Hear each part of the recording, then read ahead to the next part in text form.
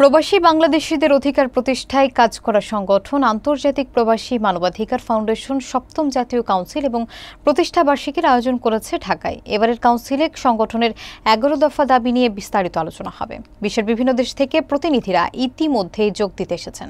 বিস্তারিত থাকছে জাকিয়া হোসেনের প্রতিবেদনে। আন্তর্জাতিক প্রবাসী মানবাধিকার ফাউন্ডেশনের সপ্তম জাতীয় কাউন্সিলের প্রতিষ্ঠা বার্ষিকীকে ঘিরে বিশ্বের নানা প্রান্ত থেকে প্রবাসী নেতারা ঢাকায় আসতে শুরু করেছেন। এর অংশ হিসেবে 21 সেপ্টেম্বর ভোরে শাহজালাল আন্তর্জাতিক বিমানবন্দরে পৌঁছান সংগঠনের বিজ্ঞান ও প্রযুক্তি বিষয়ক সম্পাদক এবং সমাজসেবক আলহাজ মোহাম্মদ লাল মিয়া হাওলাদার। তাকে স্বাগত জানাতে উপস্থিত ছিলেন সংগঠনের চেয়ারম্যান এইচ.এম. মনিরুজ্জামান, মহিলা ও শিশু বিষয়ক সম্পাদক জাকিয়া হোসেন সহ অন্যান্য নেতৃবৃন্দ।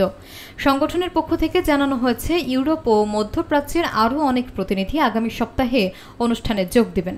কাউন্সিল সফল করতে ইতিমধ্যেই একটি প্রস্তুতি সভা অনুষ্ঠিত হয়েছে। প্রবাসীদের অধিকার আদায়ে ভবিষ্যতে একটি নতুন কমিটি গঠন করা হবে বলেও জানানো হয়েছে।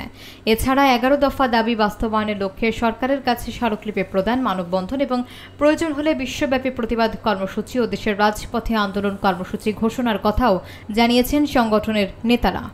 অন্তর্বর্তীকালীন সরকার প্রবাসীদের নিয়ে কাজ করার যে ধারাবাহিকতা দেখিয়েছেন তা যেন অব্যাহত থাকে।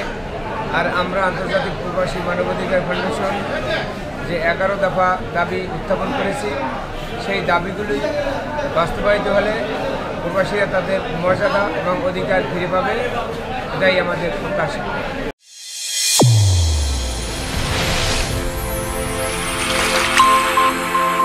চ্যানেল A1 হৃদয় রেসপন্স।